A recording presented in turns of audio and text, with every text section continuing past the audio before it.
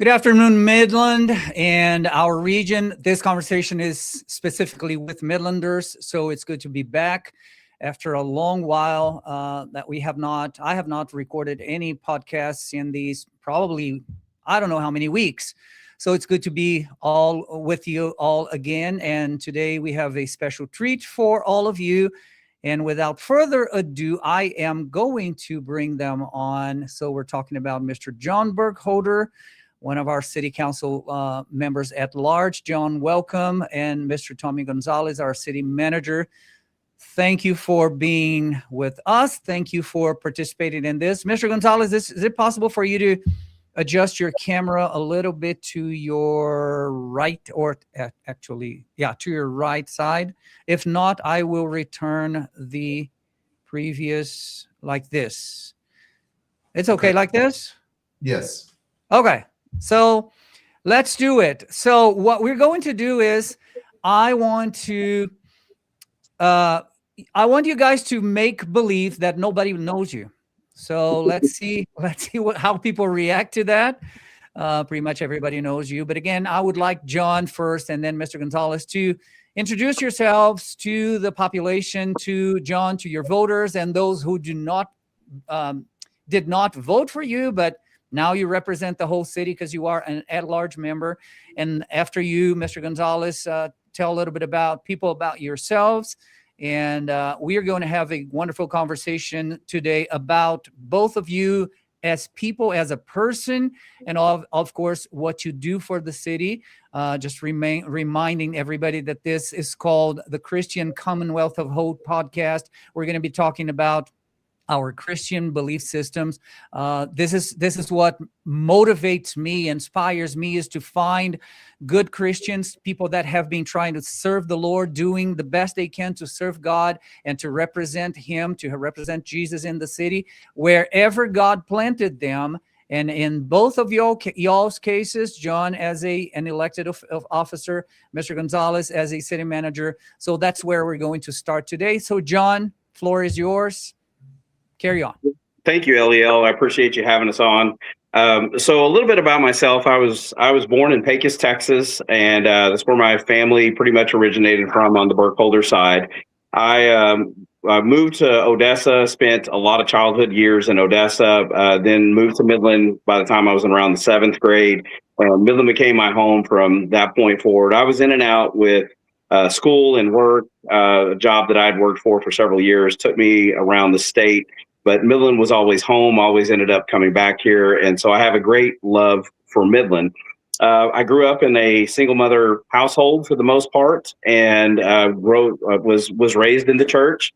We were one of those families that went to church when they had it on Wednesday, and we went on Sunday morning and then Sunday evening as well. And so that was just part of everyday life. And so grew up in the church, have just a love for Jesus Christ in my heart, and have since at a very, very young age. Later on in life, after I will tell you, I went to college the first time, didn't turn out very successful, was not quite ready, did some hard years of manual labor for our family business in Pecos, and then went back to school. At that time, I went to work for a Fortune 500 company. Spent a lot of years there, worked my way up to the ranks, got to do a lot of amazing things with efficiencies, fixing locations that need to be fixed, making them profitable, and really digging into every aspect of the business to make sure that they were operating at peak efficiency while making sure that there was just a good culture in the buildings. After that, I got into the oil and gas industry. I've been in the oil and gas industry for about 17 years now, and have a very wide background in there. I started a water sourcing company back in 2018, took over managing our family's ranch in 2017, and we are from a ranching family, and so I've been operating on that aspect for quite some time. So that's primarily what I do these days, is manage the surface for our family's properties and the oil and gas activities that go on in the area, and again, source water for the oil and gas side of things. I will tell you, as far as just a little bit of personal things about me, Growing up in the church, I always had a deep affinity and love for the gospel. But as you get a little older and you kind of stray away, but you think that you're in a good spot, and I discovered that I was not. And it's been probably around 17 years ago, 16 years ago. I had a friend that asked me to go to a walk to Emmaus. And what was funny, I didn't think that I needed to go to a walk to Emmaus because I was extremely busy. And I'm like, I have a good relationship with Jesus, and I know where I'm at. I'm good. And that couldn't have been further from the truth. It was truly the revival that I needed. I went to walk to Emmaus. God really, he opened up some things in me that I just needed to be opened up. And I can tell you that my relationship with Jesus Christ has been much different. My family, much different. My coworkers, much different. The first thing that I did when I got done was apologize to my family for putting career over so many things in my life. And so I have worked to make sure that I create the balance of keeping God first, family second, work third. We have a job to do, but we have a king to glorify first, and we know that if we put him first, then everything else falls into place, and the doors are open that we need to have opened up. So I have continued to try to live that way. And glorify God in everything that I say and do. When I decided to run for public office, that was something I never had intended to do. It was just a situation that I was put in. I really felt strongly that God put it on my heart and my wife's heart for me to run. And again, I knew that if God has put it on your heart and you continue to glorify him in the way that you present yourself, the way that you treat people, the way that you do things, his light will shine through you and can change the world. And I truly do believe that. So here I am today as a city councilman at large for the city of Midland, and so happy to be able to do it. And for those that voted for me, I'm always very appreciative. For those that did not vote for me, I hope they vote for me next time. I was talking to Pastor Bo, Harvest Time pastor, and you met him on our AI event. And he said, Eliel, I love John. Like the first connection when I introduced you to him, formally, he said, I just love John and I saw Jesus in him.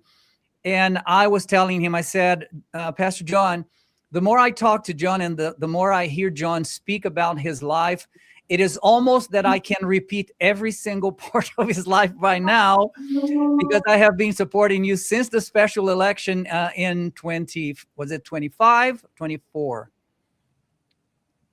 It was in 2025, the very beginning of the year. Right. So March and then May, and then we were together again in November. So I've been listening to your story and the consistency that you put things into. This is who I am. This is who my family was. This is where I come from. So I love that. John, thank you so very much. Mr. Gonzalez, I will just pass the microphone to you. As John, just give us a roundabout about your life, where you come from, and if you want to specifically do what John did in terms of your relationship with the Lord. Again, we're talking to a city, a community that is so much rooted in what God is, what the Word of God is, who Jesus is, who the blood of the cross is, salvation, all of that. So you are home. Please talk to the people that you have been hired to work for. So just share your story with them, sir. Well, first of all, Eliel, thank you for having me on this podcast. It's an honor to be here with you and to be here with Councilman Burkholder. I got a chance to meet him several years ago when I first arrived here in Midland. There was a community event where it was set up to meet the manager, being me in that case. And I was able to meet a lot of good people in Midland that went to those events, and he was one of them. So we have been talking for the last 3 years, and he's really been motivational and inspirational at the same time, in that a lot of people that had a lot of questions about him. And when they asked me about it, I said, he's solid. I mean, he's going to be his own person. You know, if you want him to look at an issue, you're going to have to come ready and prepared. He's going to ask a lot of questions.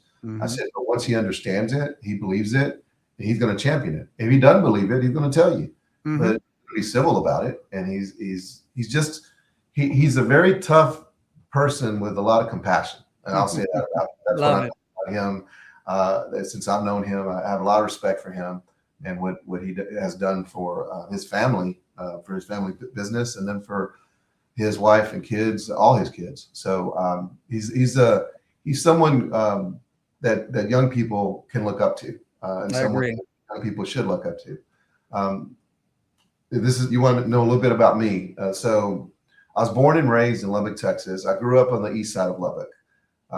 And I went to schools that had a lot of challenges, and there was a lot of strife and a lot of trials during that time. And so you wanted me to speak about God. I know that before I got in the military, it was always God first and family. And when I got in the military, it's God, family, and country. And that's very, very important, that people who live in our country should honor our country, should be glad that they're here. Absolutely. And should assimilate, and because we're Americans, and we should love our country. And if we don't love it and there's something the matter with it, do like what Councilman Burkholder did and others do, get elected and make a change, make a difference, or be in a position where you can make a difference. But I was born and raised in Lubbock. I grew up on the east side of Lubbock. We grew up very, very poor. I remember running out of food on Wednesdays. My dad got paid on Friday, and being hungry between those times. So I'm very thankful for what I'm able to do for not only my wife and kids, but also my mom and my siblings. And I'll probably have more co-signings on loans than I care to mention. And I know John and I, Councilman Burkholder and I have had conversations about that, where he's helped a lot of his family members as well. That being said, I went from Lubbock and I played football in high school, played football in college. I started all 4 years and had a wonderful time. And then I got hurt. That's when I got in the military. And that's when I got married too. I got married when I was in college. And when I got into the military, I was deployed immediately. Was gone for about 5.5 months. And I was in the combat zone. And so when I came back from that, and when I got out of the military, because back then they had the early out program, and so my wife didn't want me to deploy all the time. But when I got into the reserves, when I took that early out program and took advantage of it, and I got out of the reserves, or I got out of active duty rather, and got into the reserves, I actually deployed more during the reserves. I later had a deployment in Bosnia and some other different excursions into Central and South America. So I've been away a lot from my family. So I retired in 2010. So I served a total of 22 years, several years in active duty, and again the remainder in reserves. So when I came back from one of those deployments and got out of active duty, I went to the city of Lubbock, and that's where I'm from. And I had a job with a bank. Then I had a city secretary who was the wife of one of my coaches from high school, would always tell me you'd make a great city manager. And I didn't know what that was. So anyway, she got me an appointment with the city manager. His name's Larry Cunningham. And then I got my first job there, and I turned down the job at the bank and took the job in Lubbock. And I held about 14 positions, the last one being the interim city manager in Lubbock, Texas. And I tell you, I was thinking I was doing something wrong, because every time I'd go on a deployment and come back, I'd get promoted. And I thought I must be doing something wrong. And I really did question that. I was like, what am I doing wrong? But I did a lot of different things, like Ports to Plains, which is now an initiative that's going strong. We created that in Lubbock, and I was the lead person for that. And when I learned in Lubbock that you could transform cities and do different things, like I was the lead person for the East-West Freeway. I was the lead person for the project that was done across the street from Texas Tech, which is the Overton project. They used to be called the Tech Ghetto.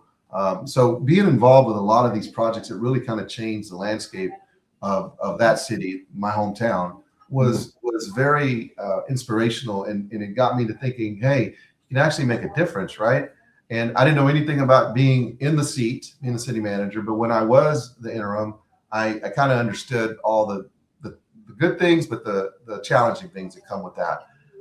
So then from there, I went to the city of Harlingen. That's where my dad grew up. I figured if I can't run the city that I grew up in, I'll run the city my dad grew up in. And that's where he grew up, in Harlingen, Texas. So I was the city manager there. for 2 years. Then I went to the city of Dallas, was an assistant city manager there. And then I went to Irving, was city manager there for 8 years. I went to El Paso, city manager there for 9. And then I've been here 3 years, a little over 3 years now. So I really enjoy what I do. I really enjoy working with the council, and I think this community is wonderful. I know whenever I first got here, I went to go speak to the Women's Republican Club, and what I told them was philosophically I wasn't aligned with a lot of what was happening in El Paso, but we put a strategic plan together, just like I did in Lubbock, Harlingen, helped do one in Dallas, Irving, and El Paso. And when we put a strategic plan together and you get the council's direction and you execute that, and being able to execute something there where maybe we weren't philosophically aligned politically, because we all have our political views, right? And to still get some success, get some achievements. I told that club, I was like, here, I'm really looking forward to being here because I'm very much aligned with a lot of the way we think in Midland. Being from Lubbock, it feels like it's home, and now Midland is home. I consider it now our home as a family, and we love it here.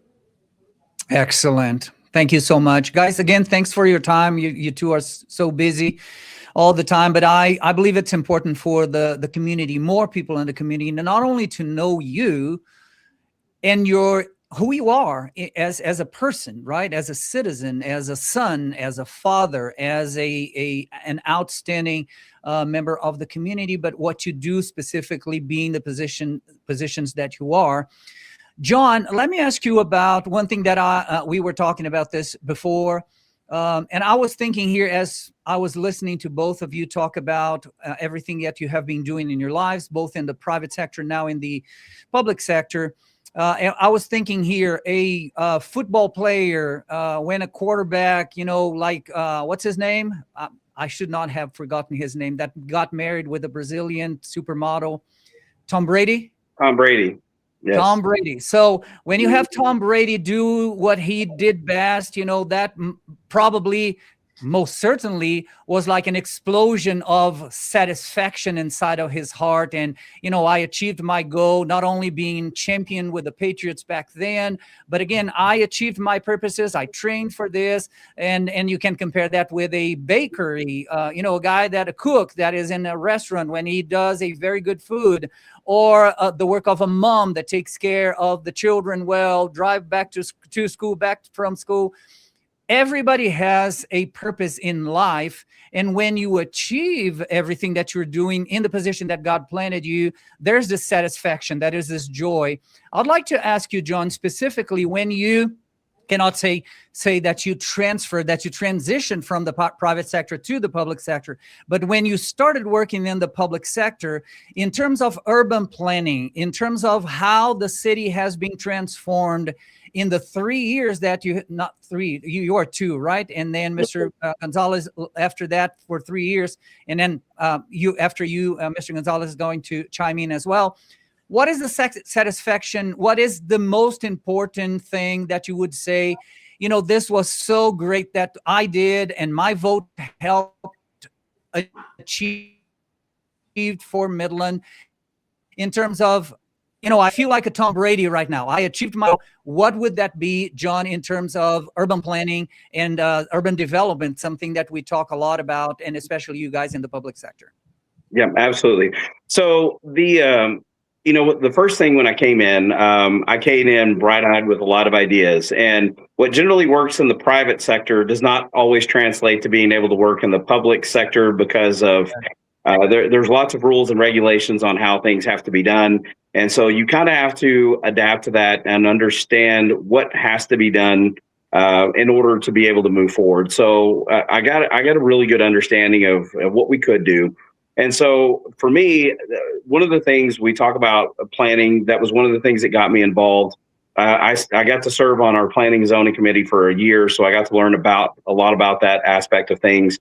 And I would say that we've been very instrumental in the deployment of how things are being laid out in the community, looking at it from the perspective of the neighborhoods and the landowners as we develop, and we try to build a better Midland. We've held a lot of these developers to a higher standard on building. We want to make sure things are done right and for the long term in Midland. This is Midland that I grew up in. It's a Midland I plan on being in for a very, very, very long time in my life.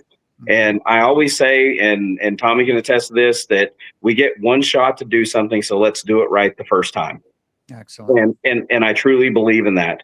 So in that time, we have expedited we've gone to an online process for permitting, where we can get permits out a lot faster. There is a digital trail that we can keep up with these things to make sure that, A, there's no funny business. B, that they are being taken care of in a timely manner.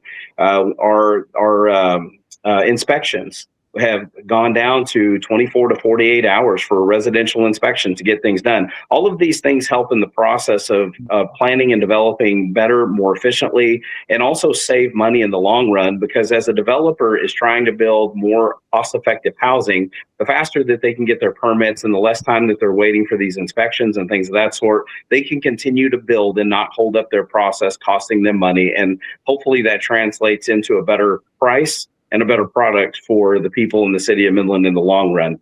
But I am also very much in, if it doesn't make sense for it not to be there, maybe it shouldn't be there.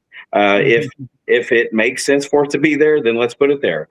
I was very adamant about, we had some zoning issues, and where there was a zone map change based on some state classification several years ago. And when that happened, there were certain neighborhoods that fell under classifications that didn't necessarily, that's not necessarily what they were. And what I mean by that is that when you zone something, you may see something as an SF1, SF2, SF3, which are single family homes, and you have commercial and you have agricultural exemptions.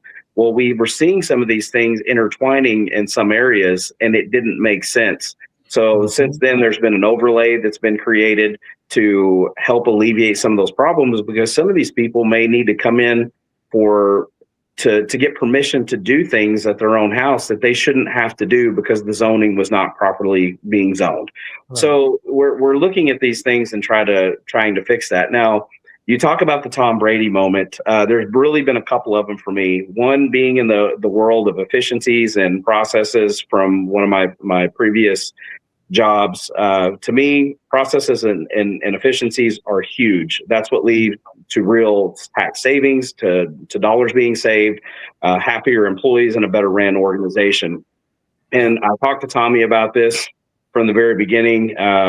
He was gracious enough that we got to create a team for our procurement side of things. And in the procurement side of things, we found that there were several problems that were really creating some bottlenecks and creating problems and really creating issues for us not to get the best potential deals. And then if you're going to be a good steward of taxpayer money, you need to make sure you're getting the best deals possible on things.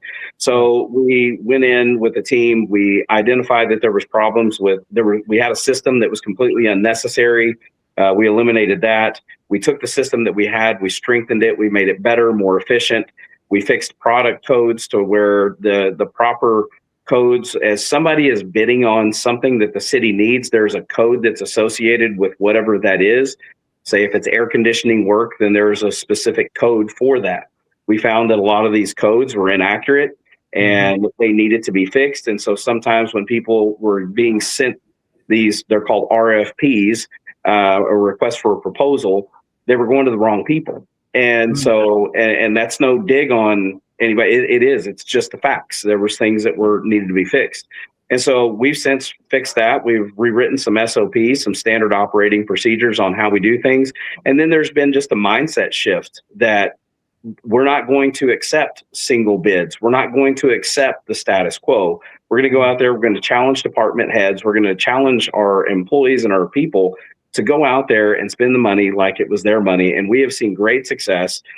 Tommy's probably got a dollar amount. I don't keep up with it a lot of times, but it's in the millions of dollars since we've been keeping up with this that we've saved in doing that. And it's really creating a mindset shift in the organization.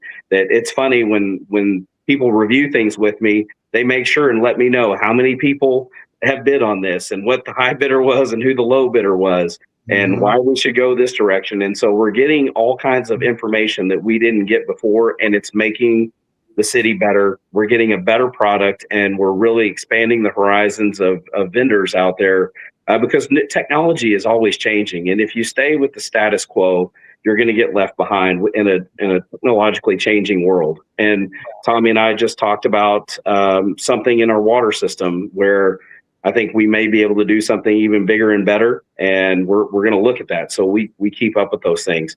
The other thing has really been some development in our water system. Water is a really big thing for me when we talk about infrastructure.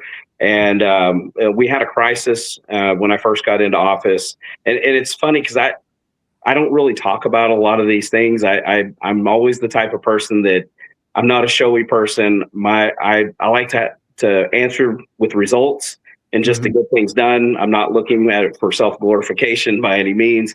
My job is to make sure that we're doing the best job that we possibly can and solve problems, fix problems, and make the city better for Midlanders. So sometimes it takes a little bit for people to pry everything out of me. So I'm trying to do the best here. But we did have an issue earlier in the year or in last year, which was really kind of thrown in the fire, and we identified quite a few problems in our water system. And again, this is not a knock on previous people. It is what it is. We had an infrastructure that was really falling way behind, was not being maintained properly. We didn't have proper maintenance schedules. We didn't have ways to repressure in our systems.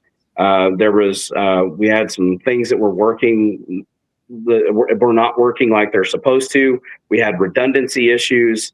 There was just a myriad of different issues. And so after this, we put our heads together during this whole ordeal. We got through it. We had a lot of people coming in from the inside to help us out as well. We had some great teamwork. But after that, we did what we call an after action report, which is something we do if we have some type of incident these days. And that's something that Tommy has brought to the table. It's an efficiencies training. But what we do is let's identify the root cause of the problem. Let's not look at the Band-Aids. What's the root cause? How do we keep this from happening again in the future? And we created this AAR. And since then, we've been able to go in and address a ton of things that are in there. And we now have monitoring systems, which have already kept us out of hot water 11 times since those monitoring systems have been put in place. I will tell you, when I brought up monitoring systems, we didn't have any.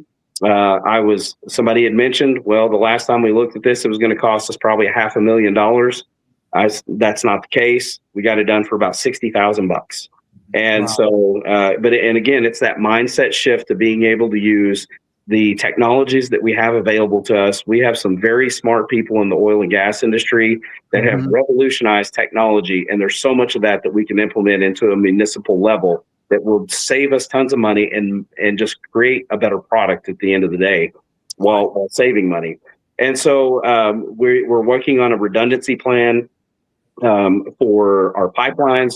We are working on a redundancy plan for water at the moment as well. So we're looking at bringing an old water field back on to be able to bolster the water supply here in Midland. But and so that was really a crowning achievement, and waiting to get that done to be able to have water security for the city of Midland for a very long time to come, and a very robust infrastructure that is going to be more dependable for our constituents is a huge drive of mine. I've also been able to work on several contracts, which have led to some pretty significant savings and some monies brought in by the city of Midland, savings in some cases. I recently worked on a very, very large contract that, when put in front of me, I was not the biggest fan of it because I felt there was too many shortfalls. Just using my contractual experience, I was able to renegotiate several of those terms that put Midlanders in a much better condition, much better position, and really create some safety nets in some of these situations. So overall, I've been able to help out on quite a few different things. The council and staff have been gracious enough to listen to me, ask a lot of questions, answer a lot of questions. And as Tommy said, if I see something I don't like, I'm not afraid to say, I don't like that, and here's why I don't like it. But I also respect everybody's opinions when listening. I will listen to you. And then we're going to come up with the best solution possible. And they've allowed me to do that and bring a lot of that outside knowledge in to the city. And I truly feel that our city is much better today because of it. Excellent. Many Tom Brady moments in 2 years, right? I love that. Yeah. Just passing the ball to you, Mr. Gonzalez. And again, I was thinking here about John. It took me a while, Mr. Gonzalez, a couple of months to call John. I used to call him Mr. Burkholder, and I kept that until we got, some closeness. I hope that this happens with you as well.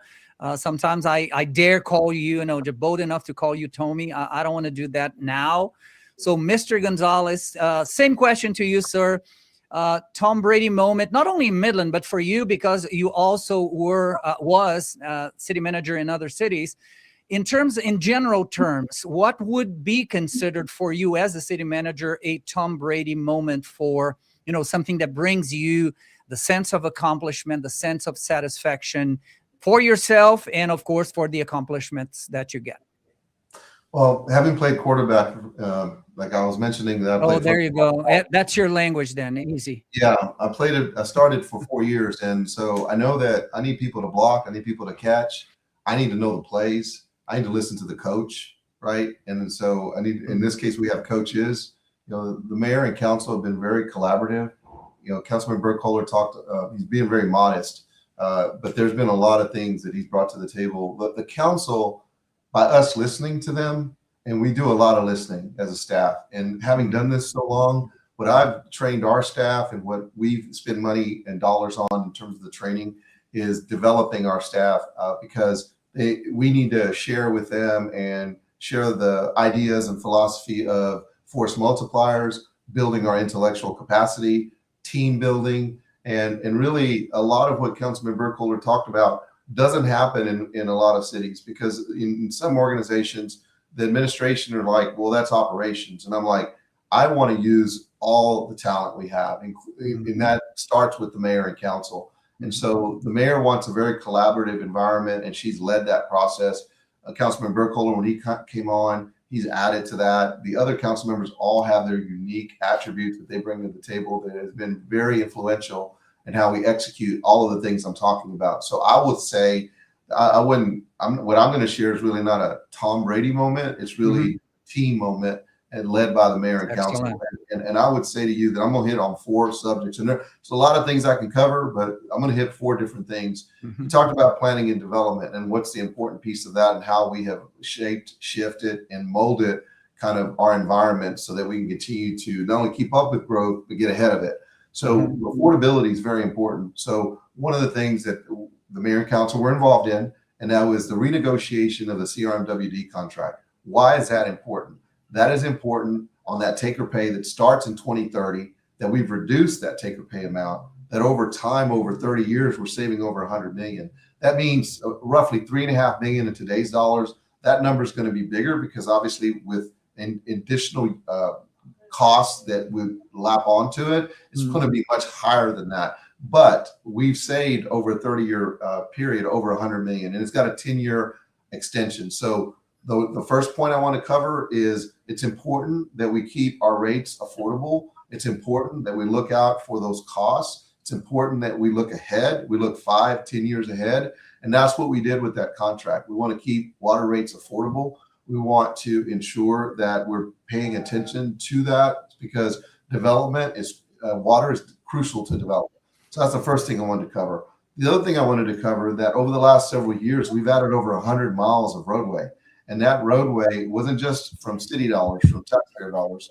It also came from local taxpayer dollars. It also came from state partnerships with TxDOT. It also came with private developers who have to pay their share of that development. So we've added over 100 miles of new roadways that we have to maintain. So we're over 700 miles, and it's important that we build new roads, take care of the existing roads. And the existing roads, we're nearing almost 30,000 potholes that we're repairing a year. Now, some have said we overanalyze here at the city, right? And so when we talk as a city staff, we talked to each other and said, well, that says the obvious. And I've said this to council publicly. That means we don't have a good roadway system if we have that many potholes. but we were doing 13,000 potholes before. Now we've doubled that to 26,000. What it does say is that we're paying more attention to it. We're getting after it quicker. Maybe we're more efficient. Maybe we're listening more to the customer. You know, a good case in point is See-Click Fix. We're up to over 20,000 complaints being resolved at a 98% effective rate. So when you look at, you were comparing quarterbacks, having a completion rate of 98% is unheard of. You know, if you're in the 70s, you know, you're doing really, really well, right? You're walking on water. So I want to really give credit to our staff, really give credit to the council's leadership on the fact that water is very important. So that re-engineering that contract was vital. Secondly, adding more miles to our system is obviously part of the development of a city and how you develop a city properly. And then how do you maintain that? And how the fact that we're doing better at being more efficient with not only potholes, but with complaints that we get. And the fact that this council has funded over $9 million annually on maintenance, when that number several years ago was just $1 million. So this council puts their money where their mouth is. They say this is our vision. They say this is our priority. And then they fund that vision. They make it happen through funding their priorities. The third thing I wanted to mention is the council's been very adamant about solving problems that have been a problem for a very, very long time. One of those problems was there was a piece of property or a part of Midland that was annexed in the 1980s. So you got almost a 50-year problem that doesn't have water to it. So that's almost 50 years. That wasn't this council or even the previous council or the council before that. That happened in the 80s. So what this council said is, okay, let's listen, right? Just like See-Click Fix and just like these other things, let's listen to the public. Let's do something about it. So we did.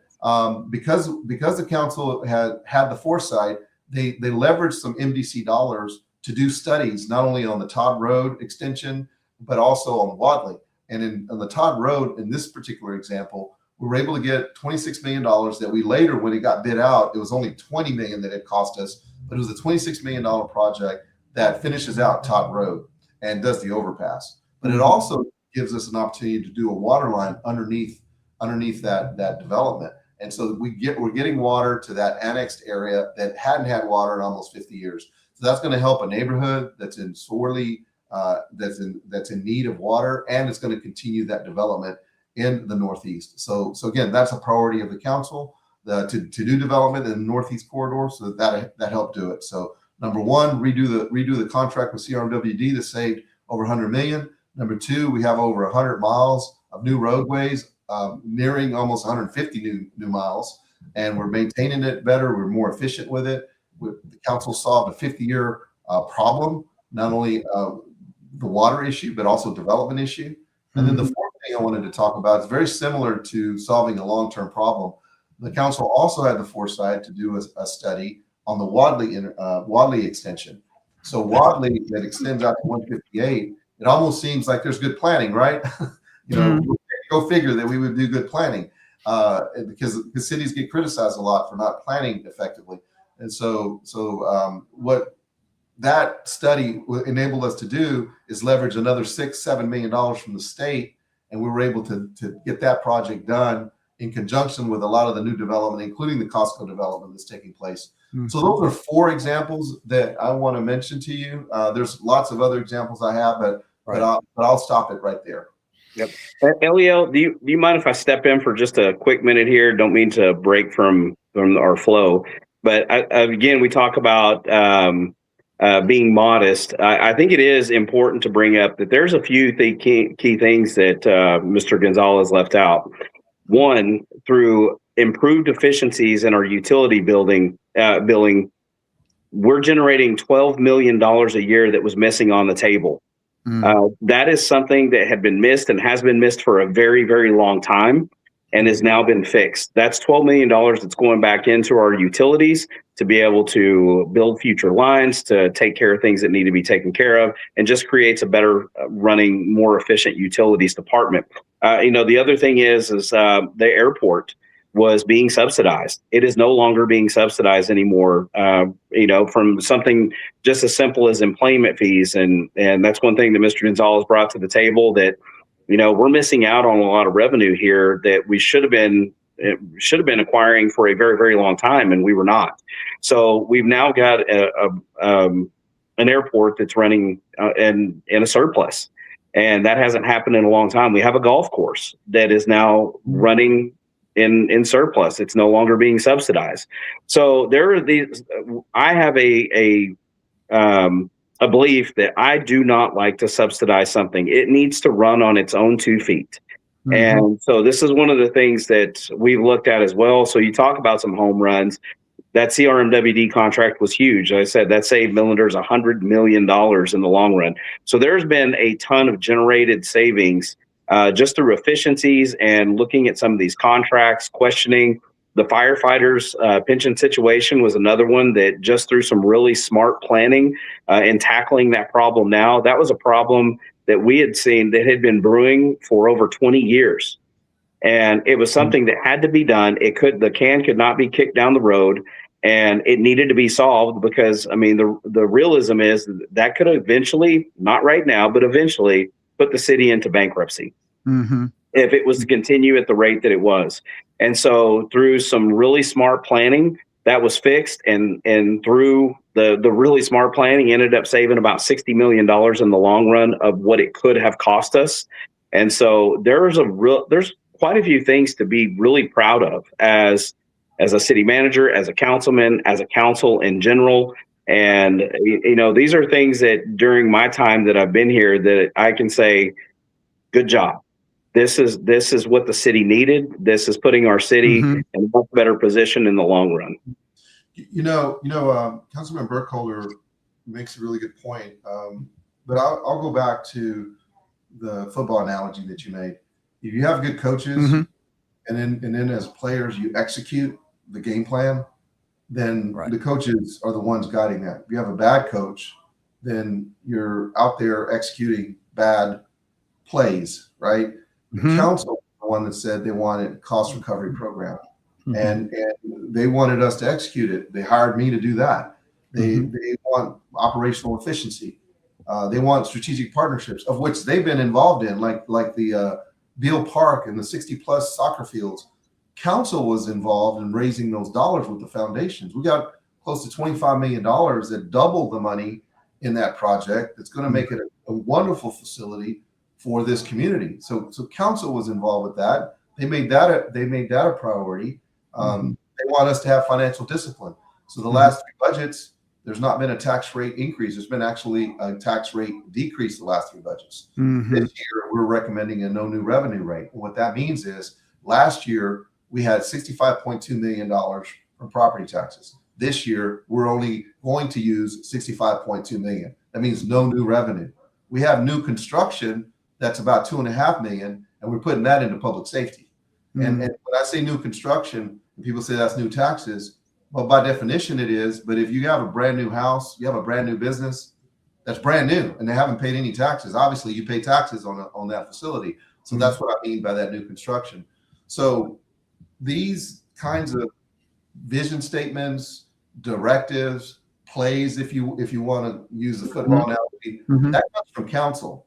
And when they say we want responsible reinvestment, then it's those examples we've already given, whether it's roads, whether it's water, whether it's, hey, let's ask those tough questions in purchasing. Now, he's talking about me being modest. Let me pick on him and say he's being modest because just in the stuff he's been doing with council's support and council's involvement, but the things that Councilman Burkholder himself has said, hey, I got questions here and there, and council has supported him and they've been championing it as well. It's saved over $8 million already. And it doesn't even include the indirect benefit where you have instances where we have better bids now. Even when we have a couple of bids, it's because they know that council's paying attention. Council and staff has policies or processes rather that we put in place, again, that's coinciding with council's policy. And we do our level best to do that. And when we don't do something well, hey, I threw an interception and we'll say it. And if somebody else missed a block, we'll take that blame and say, hey, they missed it, and we'll take it, council. And because I know personally, when you want to know about me, I told council this before in closed door sessions. When I interviewed for the job, I said, look, my own expectations of myself are higher than anyone's going to have for me. And I think that's what you want in this position. You want someone that's going to have high expectations of him or herself and is going to live up to it. and that's what people should expect out of this position. I stood up here a little bit and for 10 seconds, because I wanted to bring this book here. This is a book that I wrote. Let me show you.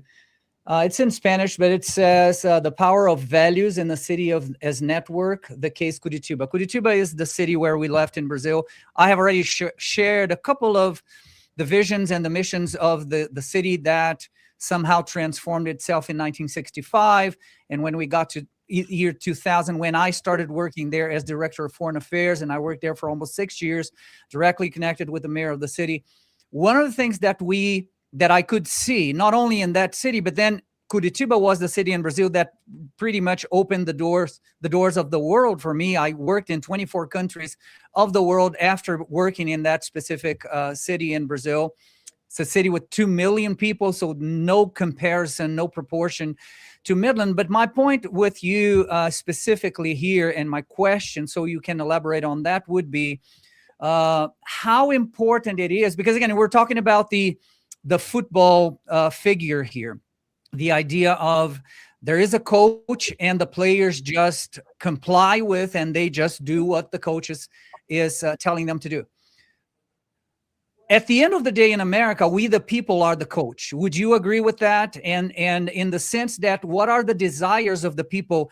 And what I wrote on this book as a compilation of everything that I saw there, and I saw there 2 other cities in the world, 93 cities, was how important is it for the community to be engaged, meaning this is what political science calls civic engagement or civic culture.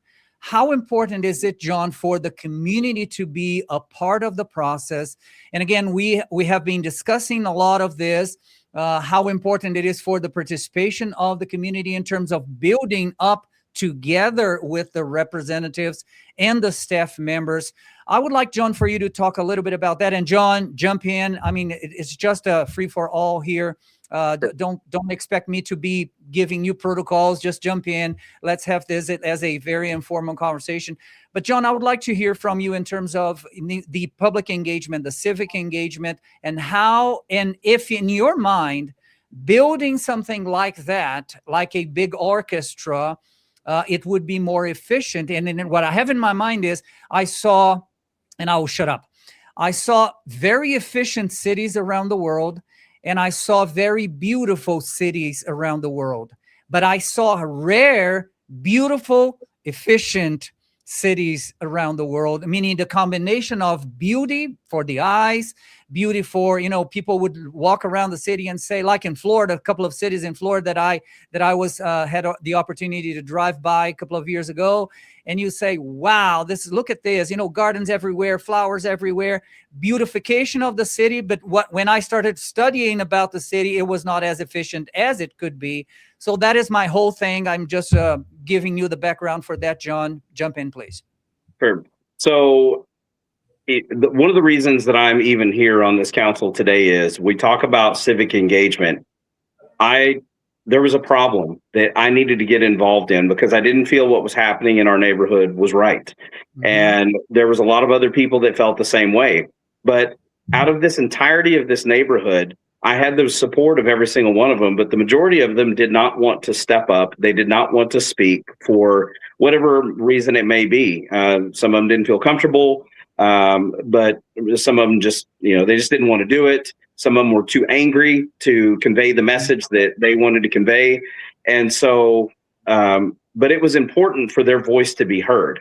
Right. And so that's why I stepped up and I took on the persona of the person that was leading the neighborhood, and because I needed their message to be heard. And so when we talk about civic engagement, it's extremely important to hear the public and what the public wants and what they think, especially when we're doing a development, something that is affecting them.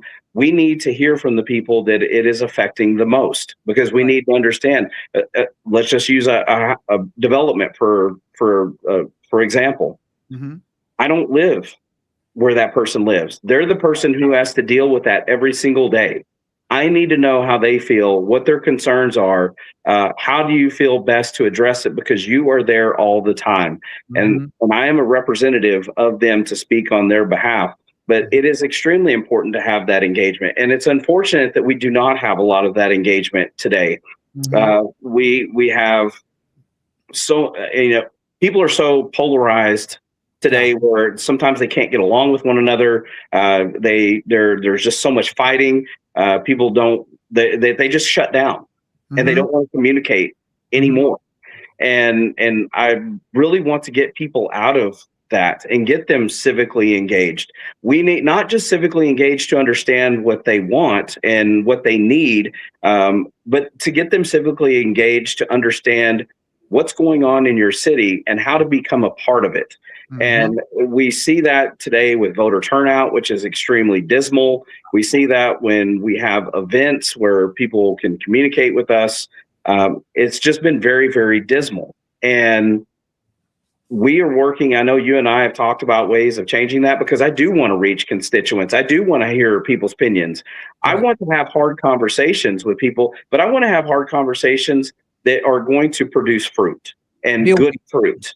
Yes, I want to be able to visit with a constituent, have an issue, a problem, an idea, whatever the case, and be able to expound on it, grow an idea, create something that is a vision of theirs if it's something that benefits the community. But we only do that through civically engaging with one another, but also engaging with one another with the intent that you want to induce change. You want to work with somebody. You want to help come up with a solution to a problem. You want to let me know what's going on, so that way we can have a good conversation and address it. And so it's extremely important to have that type of engagement. You and I have talked about that again, multiple ways of how that we can expand that, because I do represent the entire city. And that is not to be forgotten. I represent everybody from every side of town, and I do a lot to visit with a lot of different people. There are a lot of voices out there. There's just not one here and one here. There are a multitude of different voices, and it's important to be able to hear every single one of those voices. But again, I always want to create the environment to where I'm accessible, where people can talk to me. And, the thing is that I think sometimes people get frustrated because they say something and then they don't get exactly what they want. But we have to understand that there are 180,000 potential voices in Midland, and we have to be able to listen to all of them and come up with the best solution. But no one should be ignored. Everybody should be listened to. We should be able to have a conversation with everybody. And I want people to understand what we're doing, why we do it, why we may have to do it a certain way versus another way. But at the end of the day, I want them to feel like they are being heard and that they have a representative that will listen to them and work for them. And so I encourage a lot of people. In fact, I encouraged an individual today. We have a group called Midland 101, which I know you were part of. I was part of as well. It's a great it's a great class that the city of Midland puts on that gives people over about a 7-month time frame the ability to sit in on every department in the city and understand how it works, but it also gives them a platform to be able to talk to not only to their council members, mayor, but also the directors of the city, employees in the city, and it opens up that doors of communication. We do have things like C-Click Fix that we talked about, where we're trying to find ways to be able to reach everybody and solutions to their problems. And I think we've been very successful in that C-Click Fix. There's lots of we have boards and commissions that I always encourage people to get on as well. Those boards and commissions, we generally swap people out at the end of the year. There's term limits on all of those. But if you want to get involved with the city, that is a fantastic way to do it. And that's not for everybody, and that is completely okay. But because God has given everybody talents, God has put certain things on certain people's hearts to be in certain directions and some in others. And public service is not for everybody. But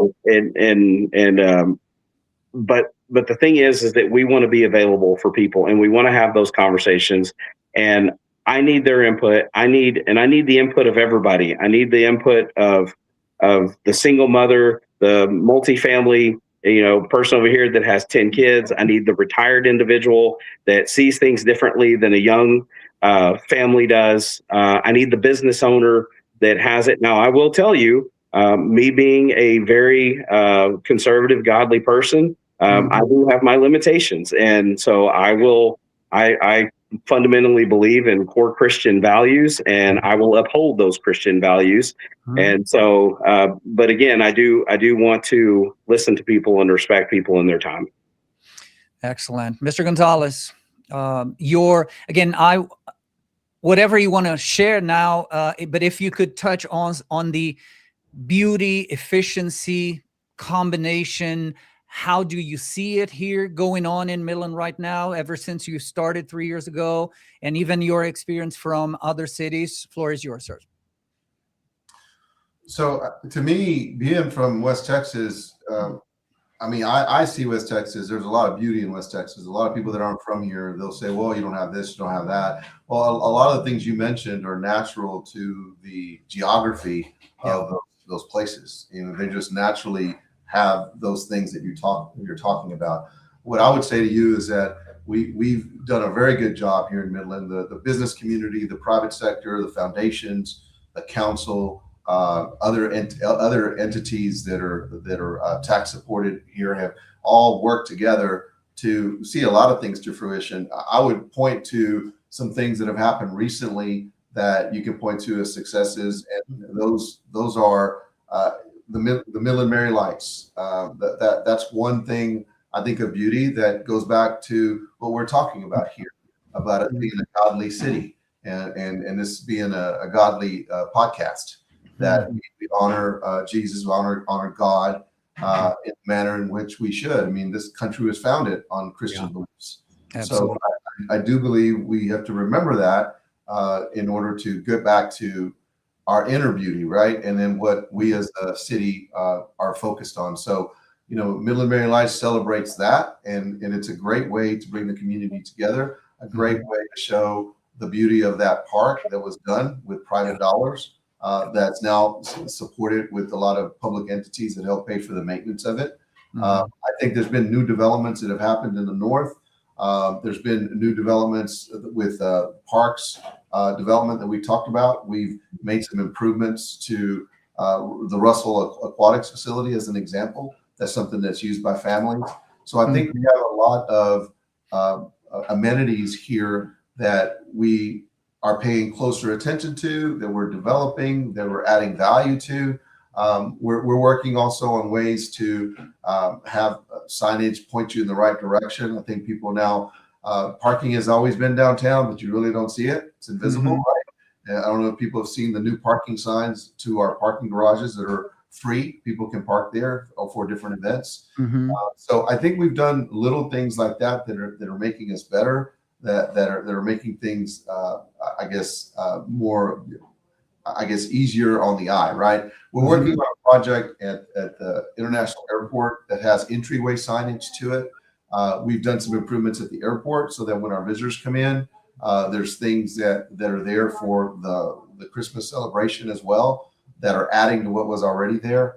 I also think that it's important that when we look at these improvements that I'm mentioning, that we look at ways of how we can clean up our city. I know that we've got 2 litter abatement crews that we didn't have before, that the council asked for. Again, going back to policy, going back to the direction, and going back to the see-click-fix complaints about, hey, you got a lot of trash on this intersection, this, that, and the other. So we're doing that on the streets that are traveled on the most. We're working closer with TxDOT to clean up the Loop 250 and other roadways like that. So there's a lot of things that we already have that are beautiful. We need to maintain it better. And so through the partnerships that I mentioned, through the priorities that have been funded by the council, I think we make those kinds of things better. And we've got new things, like I mentioned, whether it's Reyes Mashburn Elms, whether it's those soccer fields, whether it's the partnership with the syndicate.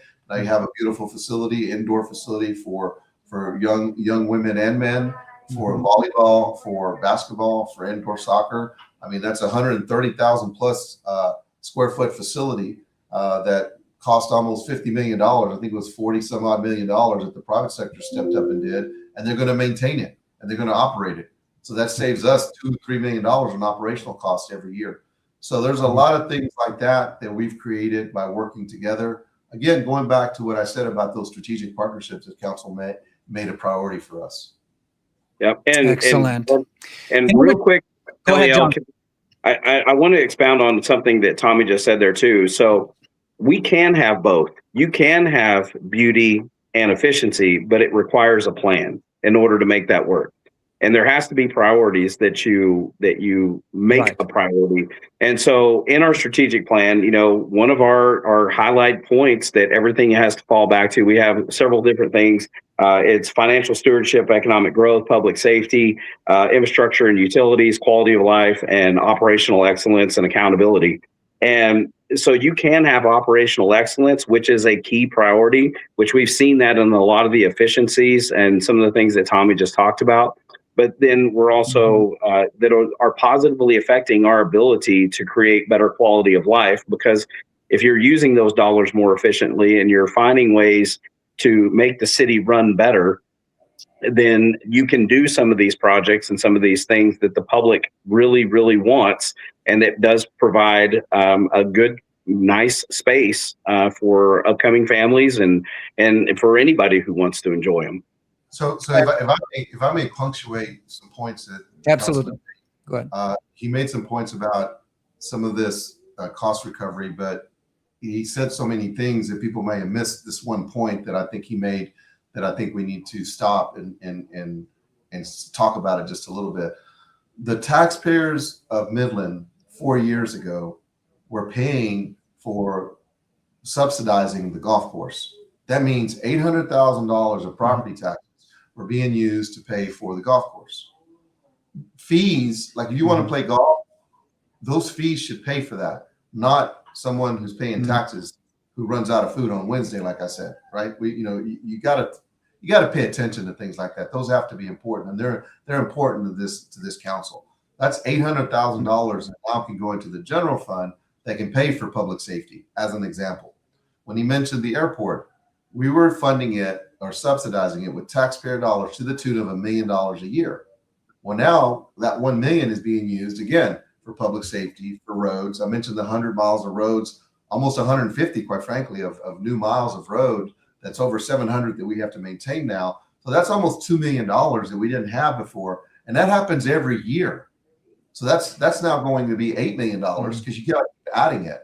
So those kinds of changes helps not only the general fund, but then it helps make the golf course better, because now you're charging what you're supposed to. You're making the improvements. When you talk about beauty, we're beautifying the golf course. There's improvements that are being made out there to the first 18 holes. There's improvements that are going to be made to the next 18 holes. And we're in a golf desert, literally. We're running out of golf courses. And so our golf course at the municipal course needs to be at a very high level. So I wanted to make that point. There's a lot going on at the airport. I won't get into it because that could be another 30 minutes. But there's a lot going on. And the reason that that's going on is because they now have money. Not only are we not paying $1 million to subsidize it, but Councilman Burkholder mentioned the employment fees. The lowest one was at like $11, and we were at $2. Now, that's not to the taxpayer. That's people who fly in and out of the International Airport. So the taxpayer didn't have to pay any of that. So now they have almost $7 million a year that then goes into the improvements at our airport, that then brings in more dollars to our airport. We're able to renovate other facilities to bring more dollars in to make that look better. So we have to have a first-class airport, and the terminal is amazing. We need to work on the outside of it. We're talking about a parking garage potentially in the future. There's improvements that are being done at Air Park that are going to improve the experience of how you come into Midland if you want to come in privately that way. So a lot of those things where we're saving money, those are reoccurring savings. So when you add up that money, let's say it's $25 million. Well, that's been going on now for almost 3 years. That's $75 million when you start adding it up. And when people wonder, how did we double the last decade? And in the last 4 years alone, we've gone up almost $40 million for public safety. How are we paying for that and still reducing the tax rate? And then if you want to have a discussion about the values, well, the values went down this year. We're going to no new revenue. So we're doing it with a tight budget, and we're doing it because we're utilizing all those philosophies, those vision statements, those guiding principles that council puts forth that they hear from the public. So to your point, it very much has 100% to do with what we hear from the public. Yep. And LEL, I do want to add one last piece to that, because when we talk about the beautification of the city, that's not 100% the municipality's job. It's our job as well, as being able to self-govern ourselves, to control the way that we throw away our trash, to pick things up, to not litter, to not go out and make a mess of the facilities that we do have. I mean, everybody complains about how much trash that there is. How much of that is a self-governance problem? Now, ultimately, we're the ones that get stuck with trying to find a solution to fix it. But the bigger problem is that people aren't respecting their community. They're not respecting the surrounding area. And we do have a lot of people that are not from Midland, but for everybody should respect your community enough where you don't flick a cigarette butt out the road, you don't throw your cup out the road, you clean out the back of your truck to make sure that trash isn't flying all over the place, and you take pride in the city that you live in. You take pride in your home by making sure your front yards and things are clean. And these are all things that we shouldn't have to tell people, but unfortunately, we live in a society where it's just easier for somebody else to take care of the problem. And that's something that we need to address as a city of Midland. It's not all the city of Midland's responsibility. We need people to step up and take responsibility for themselves as well when it comes to the trash piece of that. Well, if we need 30 minutes to talk about the airport, we need 30 hours to talk about self-government. So in order to honor your time, gentlemen, what I'm going to do is I'm going to merge my point 3 and 4 here so that you can wrap this up. And the two topics, the third and the fourth on my list here is the Midland 2024-2029 strategic plan that you guys already touched in several portions of it. But I would like for you to, as you respond, that not specifically, well, not with specifics, but in general terms, what the strategic plan is. What is your vision? So this is the two-part portions of the same question. How do you see, grounded on the 2024-2029 strategic plan, how do you see Midland in 2050 if the plan is implemented the way it is, with the input, of course, and the participation and an engagement of the community? Let's start with you, John, and then Mr. Gonzalez, feel free to jump in. Every successful business, and some people say, well, the city of Midland is not a business. I understand it's not a business, it's a municipality, but it doesn't mean that a lot of the things from the business world don't translate into a city. Right. But if you're going to have a successful business, you have to have a plan. You have to have everybody on the same page, speaking the same language, understanding what the goals are, and being able to tie everything they do to these goals to make sure that they are all in alignment. And when everybody has an understanding of what the goal is, and you have leadership that can execute that plan as well, and you have people that follow the plan, and you're going to be successful. Yeah. And so, but that's something that we do have councils that we switch. I mean, every several years we have elections where you have county, you have city leadership, you have federal leadership. I mean, we're constantly rotating. And so my hope is that even future councils and people that are looking at this see the success that these kinds of plans can bring to the city. And as long as you stay with that type of mindset, that you have to have a plan in place, you have to have these efficiencies, and all of these things ultimately benefit the citizens of Midland, and you're taking that input from the citizens of Midland and you're developing something that is for them and for the betterment of their community, then you're going to have success. I personally truly believe that if we continue moving in the direction that we are with some of the efficiencies that we're looking at, I mean, we're just getting better and better all the time. But the thing is that, Tommy and I have had this conversation before. Sometimes there's low hanging fruit, and it's really easy to pick the low hanging fruit. Right. It gets much harder to pick that really high hanging fruit.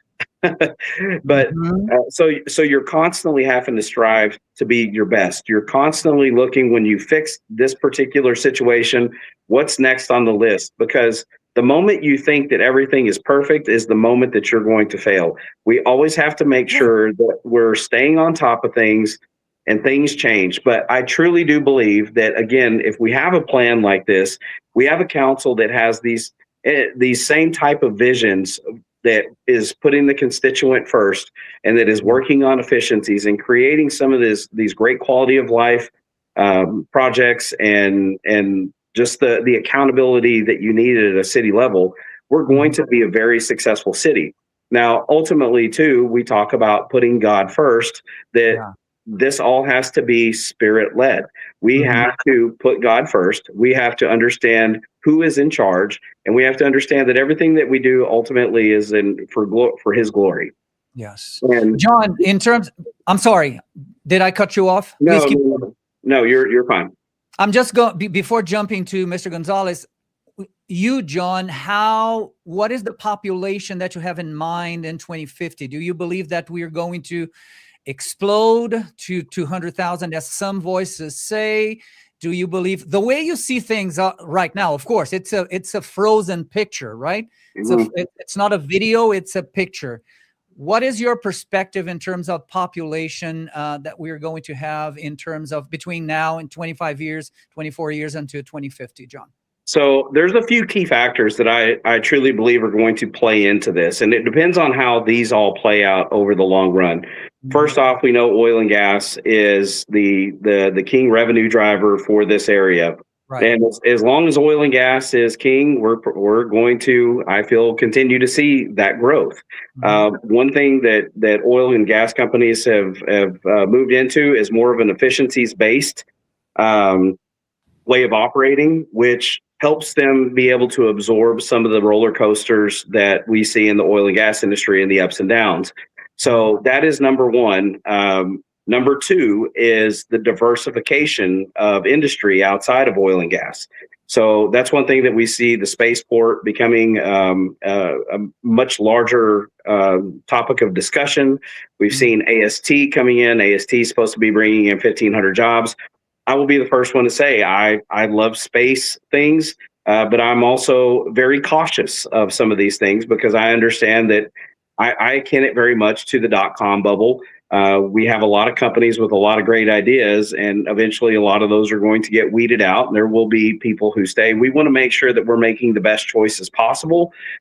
But as we move into a more technological future, I think that is definitely a path, an avenue where we could see continual growth. And even if the oil and gas industry starts to fade a little bit, this is something that can be supplemented by the air and space industry if we do it right and get the right people in here. The third piece of that is really the state of Texas. So the state of Texas has been very inviting to all of this outside industry, and especially when you see overbearing communistic policies that you're starting to see in some of these other states, in New York, Michigan, California, and you're seeing more of a conservative-based people want to move out of those places because their cities are turning into trash, as well as the inviting the inviting policies that we have here in the state of Texas for businesses. I'm assuming you're probably going to see more people continually move off into this area to escape some of those things that they're dealing with in some of these other states. So as long as those three things continue, I think that we will continue to see increased growth in the city of Midland. Mr. Gonzalez, your perspectives for 2050, do you agree with John integrally, totally, or would you have anything different from that in terms of your vision to the future? No, I think he's spot on. I would just say that more directly, when you ask the question about what does he see, what do I see, what do we see in 2050, I would think we would see safe and beautiful neighborhoods, a vibrant regional economy, exceptional recreational, cultural, and educational opportunities, and do it with a high-performing team.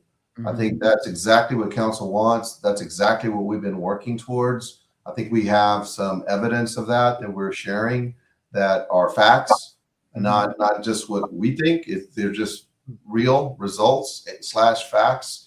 I think in today's environment, people just throw out a bunch of things, and they think because they say it and they say it loud enough that it can be true, and that could be further from the truth. Yeah. So that's what I see in 2050, and I do think that we will get over 200,000 if we have the same growth trajectory that we're currently under, and with all the factors that Councilman Burkholder brought into the mix or the discussion.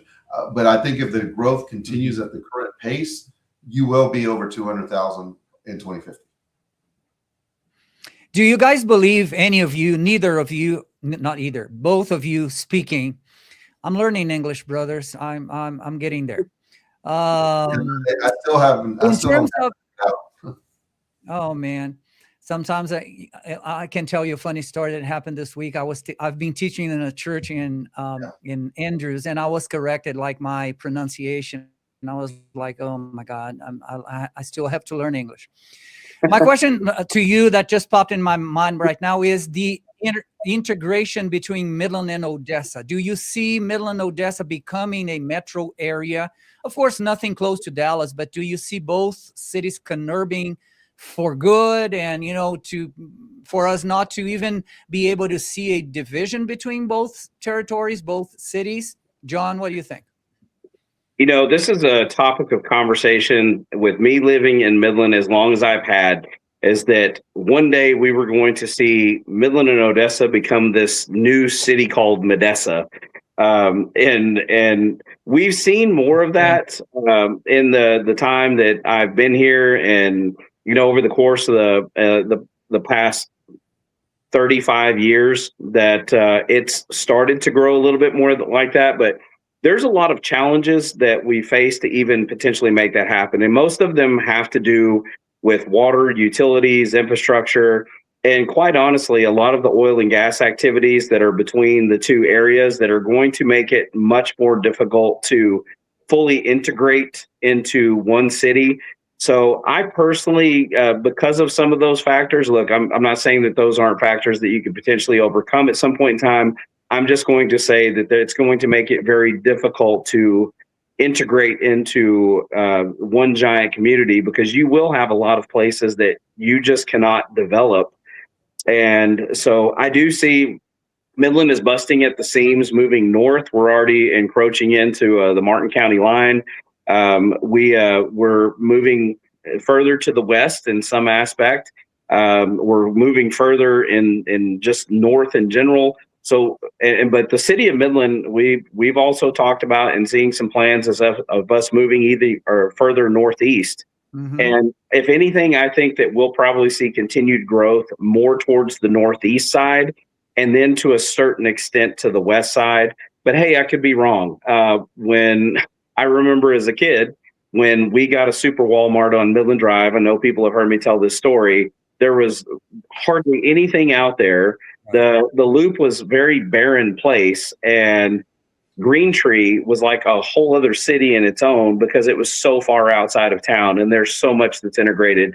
So only time will tell, but I do think that those are going to be some limiting factors that will ever allow us to fully integrate as a city.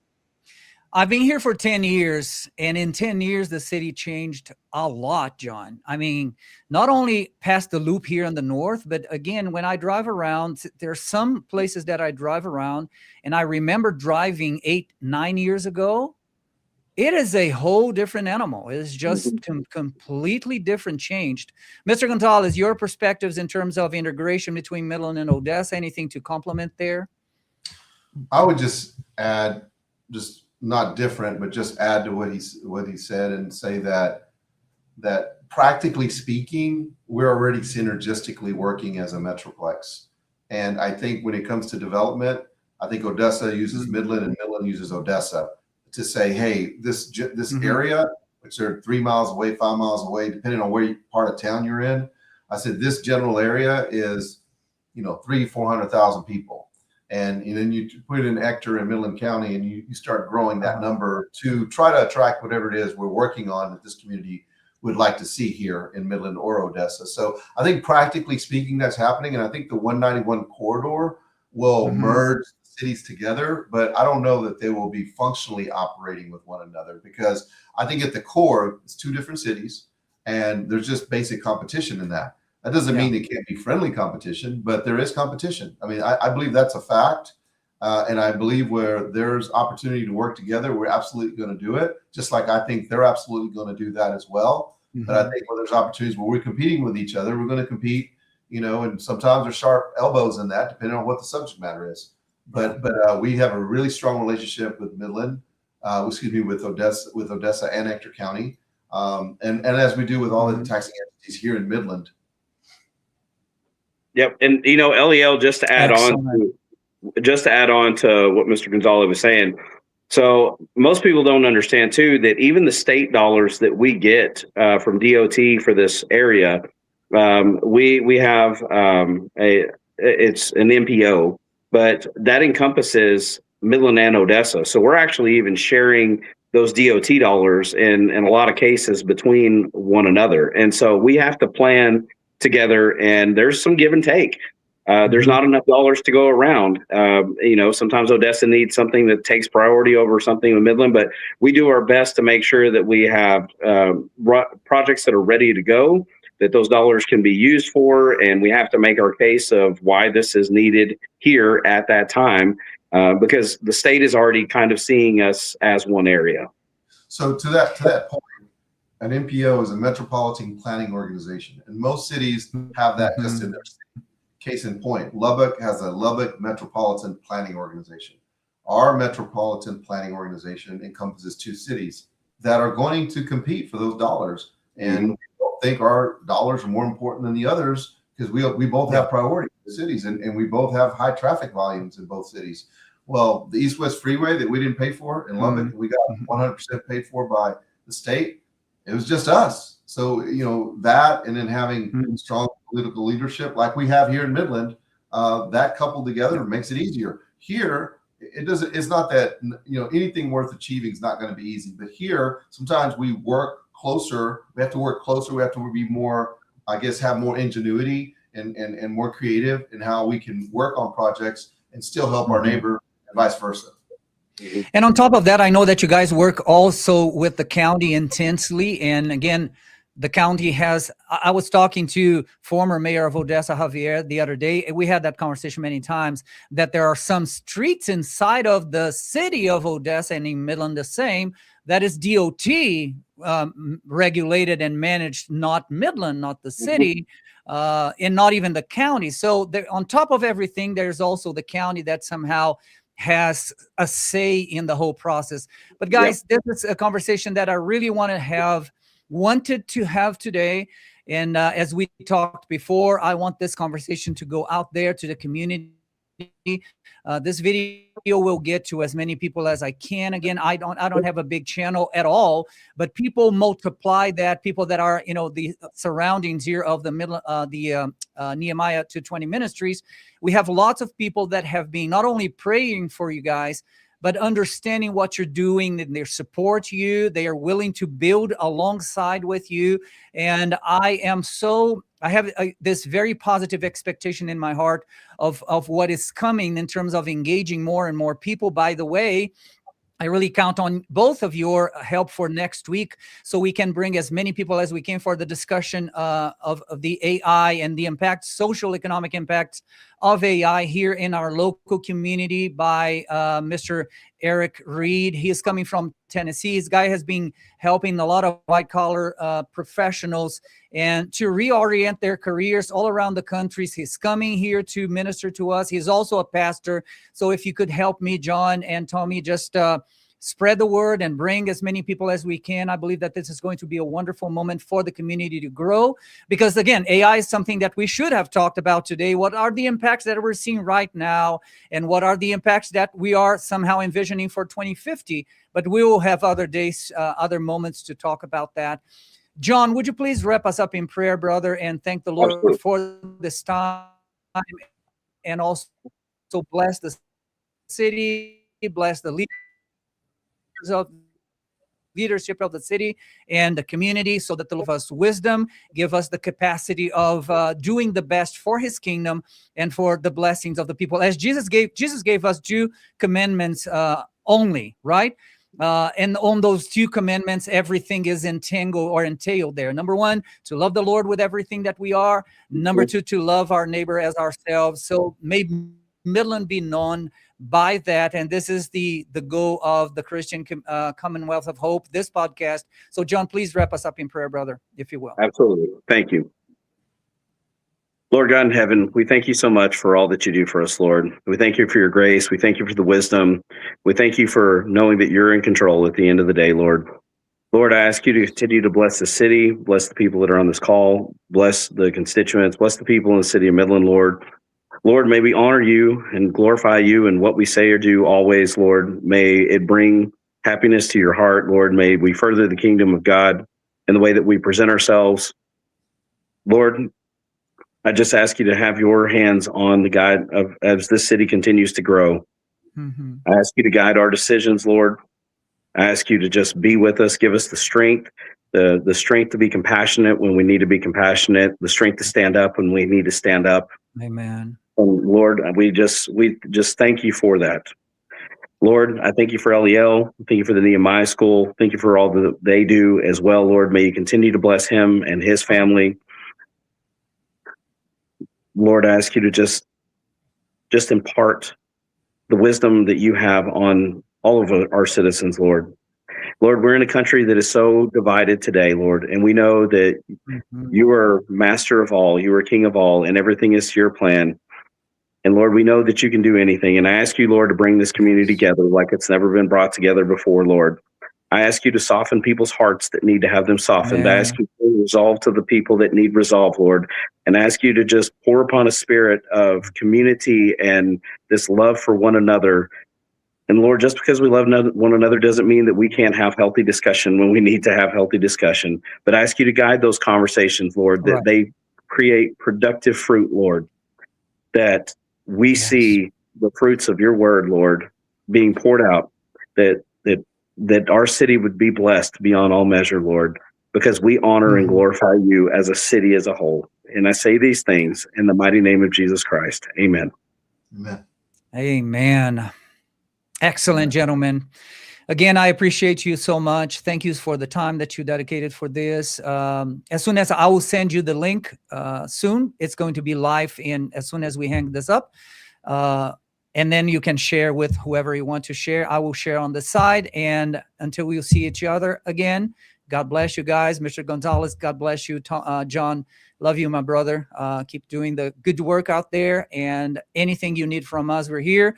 Our prayers are with you. I wanted you to know that. I say, Mr. Gonzalez, I tell John this all the time.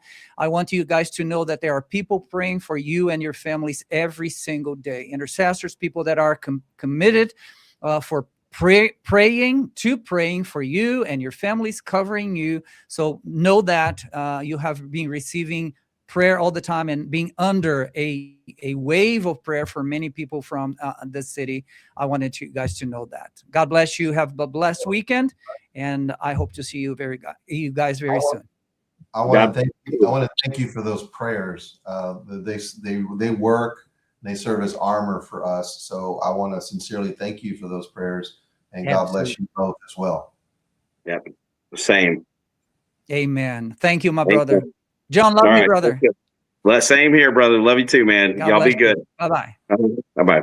Thank you. Yes, sir.